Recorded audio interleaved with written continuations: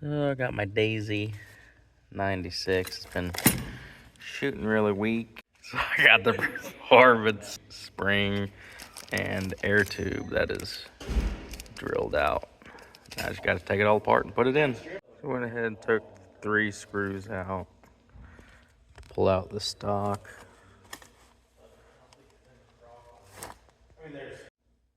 And on the stock you have the little trigger spring. Now I got to take out trigger screw and lever screw. So you can kind of see the bolt down there. And so we got to slide 2 rods on either side of that to push the spring forward. It's my removal tool. I just got a couple rods, drilled a couple holes in a piece of wood, stuck them down there, and then I'll stick it inside. So then you just push it in, and that will relieve pressure on this, and you pull that out, and the spring will come out. So normally I just get some pliers, push it in, and then just kind of pull it out, and that is the way it goes in. And then with the retainer out, you can just stick a screwdriver or something in there and push it back.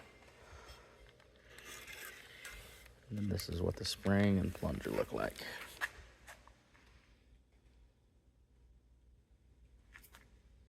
And then to remove the pressure washer, just kind of, or the pin, you just pull the spring back, pull the pin out. My spring is very, very weak, so it's easy to do. And then it comes out. And then you grab the new stuff and put it on. So you can tell just how thick the new spring is compared to the old one. And then here we have the tubes, new one on the right, old one on the left. So you can tell it's been drilled out, and I just gotta swap this little washer over and repin it. And this kit also comes with a new abutment washer, so I'm gonna have to unscrew this. And then I got a bit of 5/16 rod, stick it down there and push the old rubber abutment washer out. Alright, got it pushed out.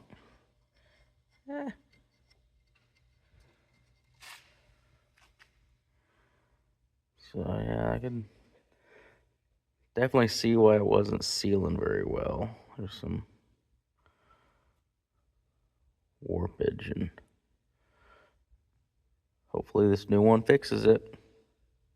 So the instructions I got with the kit said to put like a little bit of like kind of like rubber cement in a couple areas. The dude I got it from was pretty cool. It was like Cobalt 327 or something. He's got a lot of Daisy stuff on eBay. And yeah, when I bought the kit, he sent me a lot of links on how to do stuff. So unfortunately, I don't have that right now. I figured, now I'll go ahead and put it in there. I did clean it out with some rags, and I had some electric cleaner. Just a little bit, so hopefully that'll get all the grease out. I don't know. I think he did say not to use certain stuff, so I probably shouldn't have done it, but I don't know. At least it's clean. I'll get this put in there, and hopefully it works. Which he had a nifty little tool, like a piece of wood with a little rod that would stick in the hole, and then you push it forward. Again, I don't have that. Didn't feel like making it, so I'll just see what I can do. See if I can find a little rod about this size and just push it all forward and see if I can do that without causing it to flip around. So I found an old, I'm not sure what this is, in the punch drawer. Put it in there. Seems like it's back all the way. And now I'll probably go take a rag, shove it in there, just get any last dirt out, and then Put it all back together. So it shoots a lot harder. Like it easily goes through both sides of the can.